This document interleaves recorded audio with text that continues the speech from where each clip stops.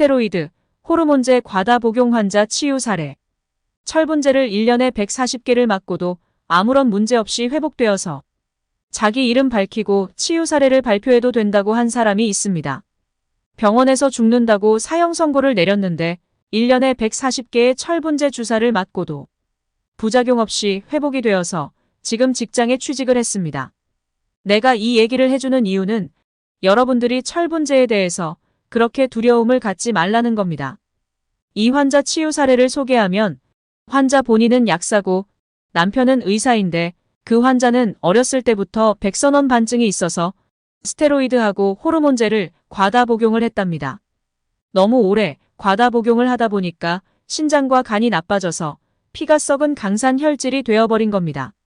그래서 그 강산이 뼈나 모든 기관을 녹여버려서 처음에는 목발 짚다가 이제 꼼짝도 못하고 들어 누워버렸습니다.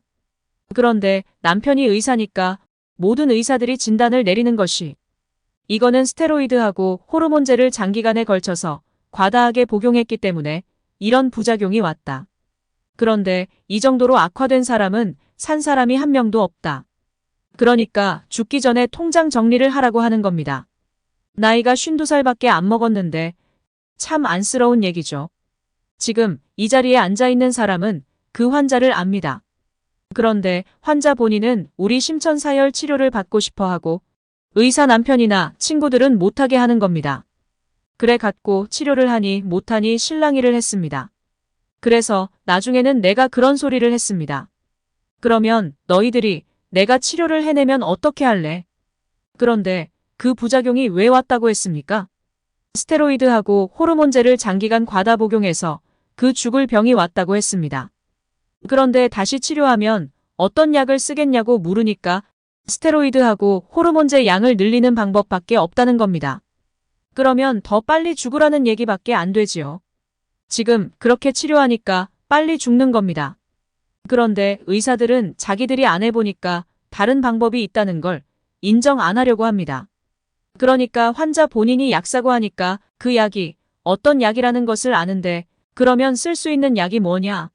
쓸 수 있는 약이 그거 양을 늘려서 쓰는 것밖에 없다는 겁니다. 그러면 나더러 죽으라는 얘기냐? 그래서 환자 본인은 우리 심천사열 방법으로 치유를 하고 싶어 하니까 남편이 오히려 나한테 따져 물었습니다. 죽으면 책임질 거냐고. 그러면 내가 돈 몇 푼 벌겠다고 못 났으면 책임질 일을 왜 합니까? 성의껏 해달라고 하면 해보자고 하겠지만 못 났으면 책임지라고 하면 내가 왜 합니까? 그러니까 치료를 하냐 못하냐 해가지고 거의 한 달 동안 입씨름을 했습니다. 그런데 안타깝게도 그 환자가 제 집사람 친구입니다. 그러니까 하루는 치료를 해주라고 했다가 하루는 하지 말라고 합니다. 시끄러운 걸 생각하면 하지 말라고 막았다가 또 선생님이 치유 안 해주면 그 친구는 죽잖아요. 그러면 또 치료해주라고 했다가 그러니까 그 친구는 저녁만 되면 울면서 집사람에게 전화를 해가지고 사정을 하는 겁니다. 나 좀 어떻게 치료 좀 하게 해달라고. 그런데 둘이 통화하는 핸드폰 소리가 크니까 옆에 누워있어도 들립니다. 그래서 나중에는 내가 오기가 나니까 역으로 공격을 했습니다. 못 났으면 나한테 책임지라고 하면 났으면 뭘로 책임지겠느냐? 그 조건으로 뭐를 제시했느냐? 그 환자 질병이 났으면 당신들 의사 5명이 현대 양의학이 치료하는 게 잘못됐고 심천의학 방법이 옳다고 인정하는 사인을 해라. 그렇게 하면 내가 고쳐주겠다고 했습니다. 요구할 만하지요? 현대의학 방법으로 해서 못 낫는 거를 심천의학 방법으로 낫으면 사인해주겠느냐고. 내가 조건으로 제시했습니다. 그러니까 꼬리 내리더니 그런 요구 안 하고 돈 들어가는 거 신경 쓰지 말고 최선만 다 해달라는 겁니다. 그러면서 마지막에 한 가지는 약속하더라고요. 낫으면 다음에 와서 큰절하겠다고. 지금은 완치된 지 1년도 한참 넘었습니다. 이렇게 다 낫게 해줬는데 어떻게 했을 것 같아요? 남편은 안 왔습니다. 찾아온다고 약속했으면 와서 자기들이 잘못했다고 시인하고 절해야 맞지요? 그런데 얼마 전에 부인이 인사차 왔더라고요. 내가 게장하고 김치하고 알타리 좋아한다고 싸가지고 와서 감사 인사를 하더라고요. 그러면서 직장 취직했다고. 직장 취직했다는 건 뭐예요? 죽는다고 사형 선고 내린 사람이 정상으로 돌아왔다는 얘기입니다. 그러면서 자기 이름 대고 자기 얼굴 공개하고 치료 사례 발표해도 된다고 했습니다. 따지고 보면 자기 남편 원망하는 마음도 있는 것이지요.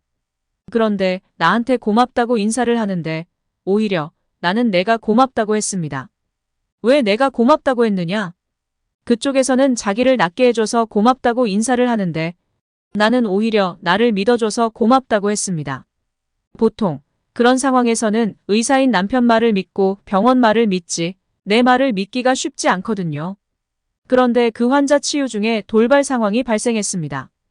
꼼짝도 못하고 누워있다가 이제 일어나서 걷고 돌아다니면 다 나은 거라고 생각했는데 남편이 달리기를 해야 다 나은 거라고 달리기를 해보라는 겁니다.